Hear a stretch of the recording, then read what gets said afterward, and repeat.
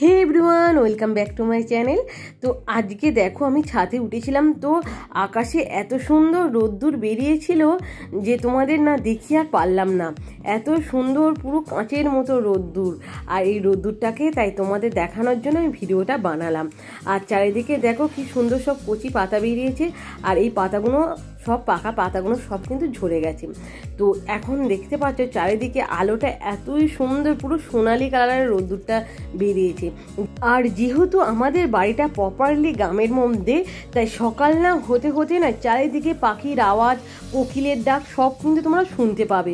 তোমাদের চারটে না বাজতে বাজতে এত কোকিল ডাকবে, তোমাদের কিন্তু এই বসন্তকালে ঘুম কিন্তু ভেঙে যাবে। তো সকালটা কিন্তু শুরু হয় পাখিদের আওয়াজ দিয়ে, এতই দারুণ। যারা গ্রামে থাকো তারা কিন্তু তোমরা বুঝতে পারবে যে আমি কতটা সত্যি বলছি। আর এইদিকে দেখো, এইদিকে বুবু সকালবেলা উঠে পড়ে খেলতে শুরু করে দিয়েছে। দেখি কেন এরকম করছো আমার সাথে, তুমি একটুখানি খেলতে দিতে পারছো না? কত খেলনা তোমার এখানে, ভর্তি খেলনা। এই দেখো না এখানে আবার এইটা কি, কই পয়সা কই দেখাও আমাকে। কে দিল? কে দিয়েছে? আমি দিয়েছিলাম। এ বুবু আমি দিয়েছিলাম তো পয়সাটা। আর তুমি পড়তে বসবে না কেন? তোর পাপা কালকে মেরেছিল মনে আছে? তুমি রাত্রির বেলা পড়তে বসবে, কিন্তু দিনের বেলাও তো পড়তে বসতে হয়।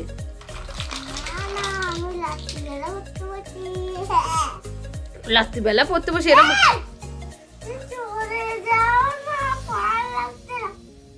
এই মা আমি চলে যাবো, ঠিক আছে আমি রাগ করে বাড়ি চলে যাচ্ছি। চলে যাই। বাবা কি তৈরি করছে এটা? কি গো? এই দেখো প্লেন, এই দেখো।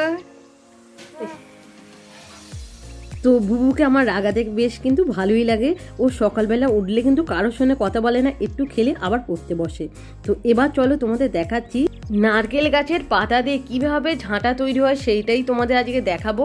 আর আগের দিন রাত্রিবেলা ঝড়েতে না সব নারকেল পাতাগুলো ঝরে গেছিলো, দেখতে পাচ্ছ সব পাতাগুলো শুকনো, কিন্তু সেই কারণেই ঝরে পড়েছিল ঝড়ের মধ্যে।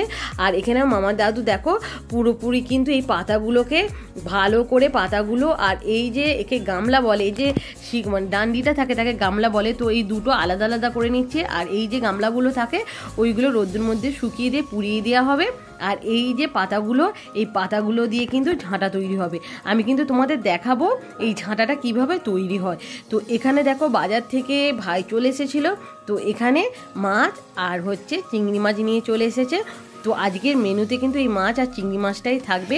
আর এর মধ্যে দেখো আমাদের কিন্তু একটা সেই ছোট্ট বোনও কিন্তু ঘুম থেকে উঠে পড়েছে। সেও আমার ভিডিওটা করার জন্য আর আমার কোলে আসার জন্য কিন্তু খুব ছটফট করছিল। তো একে আর আমি কোলে আজকে নেব না, আর এখন কিন্তু আমি ভিডিওটা তুলতে যাচ্ছি, তোমরা দেখে নাও। এই দেখো এখানে কিন্তু এই যে ঝাঁটকাঠিগুলো বার হয়ে গেছে, পাতা থেকে ঝাঁটকাঠিগুলো বার করে নেওয়া হয়েছে, আর এর থেকে কিন্তু ঝাঁটাটা তৈরি হবে। আর এই ঝাঁটার কাঠিগুলো একসাথে মিলে সব একসাথে বেঁধে নিয়ে কিন্তু পুরোপুরি ঝাঁটাটা তৈরি হবে, আর ভালো করে কিন্তু সব ঝাঁট দেওয়া যাবে। আর এখানে দেখো কিভাবে এইগুলো কাটছে, দেখো পাতাগুলো আড়াআড়িভাবে কাটতে হয়, দুভাগে ভাগ করে নিয়ে কাটতে হয়। এর প্রসেসটা কিন্তু অনেকটাই লং, যেহেতু এক একটা পাতা থেকে এই কাঠিগুলো কিন্তু বার করতে হয়, তারপরে একসাথে নিয়ে তারপরে বেঁধে ঝাঁটা তৈরি হয়। তো এখানে আমার দিদাও আছে, তোমাদের দিদাকে দেখাচ্ছি। দেখো এই হচ্ছে আমার দিদা।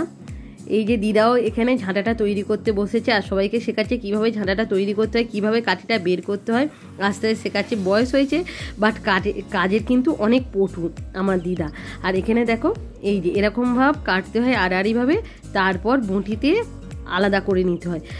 আর এইভাবে এই কাঠিগুলো একসাথে নিয়ে বেঁধে নিলেই কিন্তু ঝাঁটা তৈরি হয়ে যাবে।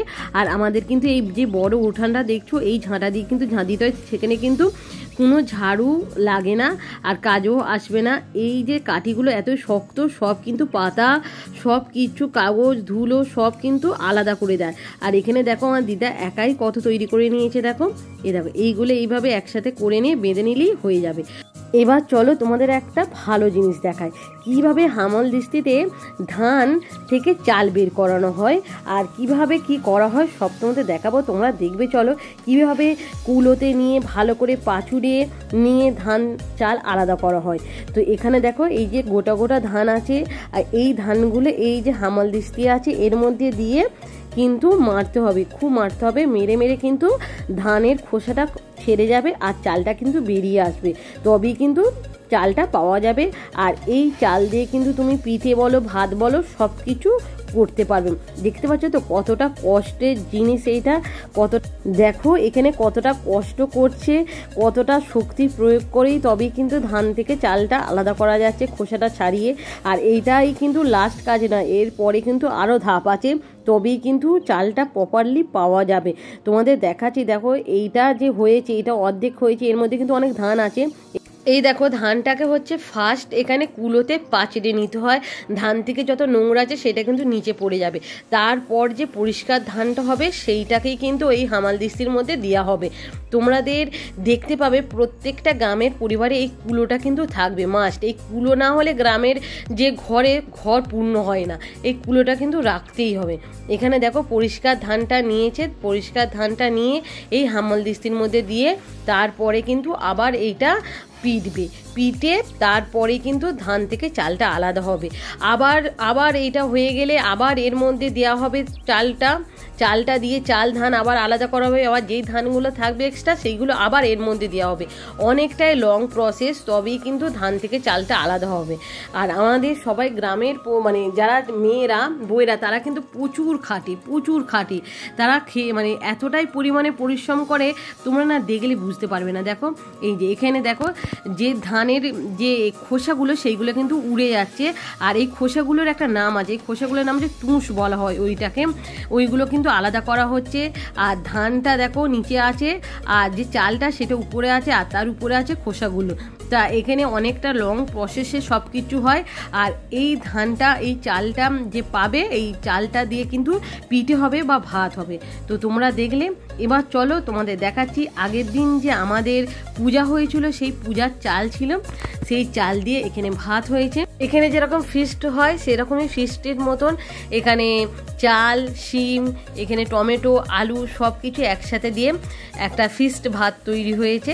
তো এখানে দেখো এখানে কলা পাতাও কাটা হয়েছে, তো এই কলা পাতার মধ্যে এই ভাতগুলো দিয়ে সবাই মিলে খাওয়া হবে। সবাই তারে কলা পাতা আছে, তো আমি ফার্স্ট এখানে একটা কলা পাতা নিয়ে তোমাদের দেখাচ্ছি। জাস্ট দেখো আমরা কিভাবে থাকি, কিভাবে খাওয়া দাওয়া করি। তো একটা ছোটোখাটো সবসময় ফিস্ট হয়েই থাকে আমার। তো চলে এবার আমি কলা পাতার মধ্যে ভাতটা আমি এখানে বেড়ে দেখাচ্ছি তোমাদের। দেখো এই ভাতটা, আর এত সুন্দর ভাতটা টেস্ট হয়েছিল, ঠাকুরের চাল বলে না, যে না খেলে তোমরা বুঝতে পারবে না। আর এখানে দেখো সব কিছু মেখে নেওয়া হয়েছে, যে আলু ছিল, শিম ছিল, টমেটো ছিল, সব একসাথে ধরে মেখে নেওয়া হয়েছে। এখানে আমি তোমাদের দেখানোর জন্য এখানে একটু আলু ভাত আমি নিলাম, আর এখন সবাই খাবে। আর এই কলা পাতার মধ্যেই কিন্তু আমরা সবাই খাবো, যেহেতু আমাদের বাগানে কলা পাতা অনেক আছে সেই কারণে নিয়ে খাওয়া। আর এখানে দেখো বুবু আর আমি বিকালে অনেক দিন পর মাঠে বেড়াতে এসেছি। তো দেখো তোমাদের আমরা কোথায় কোথায় যাই না যাই সব তোমাদের দেখাবো। অনেক দিন আসা হয়নি, চারিদিকে দেখতে পাচ্ছ তো কত এখানে বন টোন হয়ে গেছে, কত গাছপালা সব হয়েছে। তো বুবু এর পাপাকে খুঁজতে যাচ্ছে, মানে আমার বড় ভাইকে খুঁজতে যাচ্ছে। তো দেখো নিয়ে যাচ্ছি। আর এখানে যে ছোট ছোট দুটো বোনই থাকতো তারা মামার বাড়ি গেছে, তাই তারা নেই। তো বুবু খেলার সঙ্গী খুঁজে পাচ্ছে না, সেই জন্য এখানে আমি বুবুকে নিয়ে যাচ্ছি। তো এই চারিদিকে যে বাড়িগুলো দেখছো না, এইগুলো কিন্তু নতুন বাড়ি, কারণ এই জায়গাগুলো কিনে এরা বাড়ি করেছে। আগে পুরো ফাঁকা ছিল, বা যত দিন যাচ্ছে ততই কিন্তু এই মাঠগুলো সব কিনে কিন্তু বাড়ি হয়ে যাচ্ছে। আর এখানে দেখো বুবুর পাপাকে দেখতে পেয়েছে, তাই খুব খুশি, কারণ এর পাপার সাথে ওর কিন্তু ভালো বন্ধুত্ব, খুব ভালো দুজনের মিলমিশ আছে। তো যাই হোক, দেখো বুবু কিন্তু ঠায়ে দাঁড়িয়ে আছে, ওর বাবার কাছে যাচ্ছেই না। আমি বলছি চলে যায়, তবু এ দাঁড়িয়ে আছে। তারপরে দেখো এর পাপা উঠে ওকে ডাকতে, তবে ও দৌড়ে দৌড়ে যাবে, মানে আর পারা যায়। তো কখন ধরে আমি দাঁড়িয়েছিলাম, এই বুবুয়ের পাপার কাছে চলে গেছে, এবার কিন্তু আমি বাড়ি ফিরে যাব। চলো যেতে যেতে তোমাদের সাথে একটু গল্প করে নিই আর চারিপাশটা তোমাদের একটু দেখিয়ে নিই কীরকম কী সব পরিবেশটা তোমাদের দেখাচ্ছি। তো এই গ্রামের সব না অনেক চাষ হয়, এই চারিপাশে দেখবে তোমাদের কিন্তু অনেক আমি চাষ দেখাবো তোমাদের। তো অনেক রকমের চাষ হয়, সব রকমের সবজিও চাষ হয়। আর দেখো কত হাওয়া হচ্ছে, দেখো কত জোরে জোরে হাওয়া হচ্ছে, তাই এই হাওয়াটা খেতেই কিন্তু সবাই এখানে আসে। আর বিকালবেলা ওখানে গেলে কিন্তু অনেক লোক থাকে, কারণ হচ্ছে চারপাশটা এত হাওয়া হয় তো পুরো ঠান্ডা লেগে যায়, সেই কারণেই কিন্তু এই মাঠের ধারে আসা। তো মাঠের ধারে এসে তোমার কিন্তু খুব ভালোই লাগবে, খারাপ লাগবে না। আর আমাদের পরিবেশটা খুব কিন্তু শান্তশিষ্ট পরিবেশ। আর আগেই বলেছি চারিদিকে কিন্তু পাখির আওয়াজ ভর্তি, মানে এত রকমের পাখি ডাকে, বেশ ভালো লাগবে। তো আস্তে আস্তে দেখলাম দেখো দূরে একটা পাঁচিলের উপরে কুকুরটা দাঁড়িয়ে আছে। আমি ভাবলাম যে কিসের জন্য দাঁড়িয়ে আছে, তো আমি ভিডিওটা করলাম, করতে করতে আমি তাকিয়েছিলাম যে কিসের জন্য দাঁড়িয়ে আছে। তারপর দেখলাম অনেক পাখি ওই গাছের মধ্যে আসছে, উড়ে উড়ে এসে বসছে। তো কুকুরটা দাঁড়িয়ে আছে ওই পাখিগুলোকে ধরার জন্য, মানে আর কিছু বলার নেই আমার। কুকুরটা ঠায় দাঁড়িয়ে আছে যে পাখিগুলোকে ধরবে। পাখিগুলো আসছে, উড়ে চলে যাচ্ছে, আবার আসছে, কত পাখি উড়ে উড়ে আসছে, গাছে বসছে, আবার চলে যাচ্ছে। আর এইদিকে দেখো একটা ছোট্ট সুন্দর একটা গরুর বাছুর ছিল, তো সেইটাকে গেলাম তার কাছে, দেখো বেশ ভালো লাগছিল দেখতে। তো বাছুরটা প্রথম আমাকে দেখে ভয় পেয়ে গেছিলো, তারপর মাথায় একটু হাত বুলিয়ে দিতে কিন্তু বেশ ভালো লাগলো আমার। তো এবার চলো তোমাদের দেখাচ্ছি আমাদের চাষের জমি।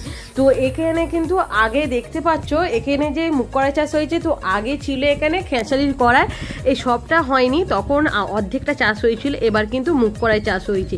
তো এখন কিন্তু মুগ কড়াইটা হয়নি, হলে তোমাদের নিশ্চয়ই দেখাবো, এখন শুধু গাছ হয়েছে। তো এখানে দেখো আমি ভিডিও করছিলাম, তো হঠাৎ এখানে একটা ছোট্ট পুচকে এসেছে, তো ওকে আমি কিছু কথা বলছিলাম, তো ও কোনো কথাই বললো না, সেই জন্য আমি আর দেখাতে পারলাম না তোমাদের ওর ভয়েসটাকে।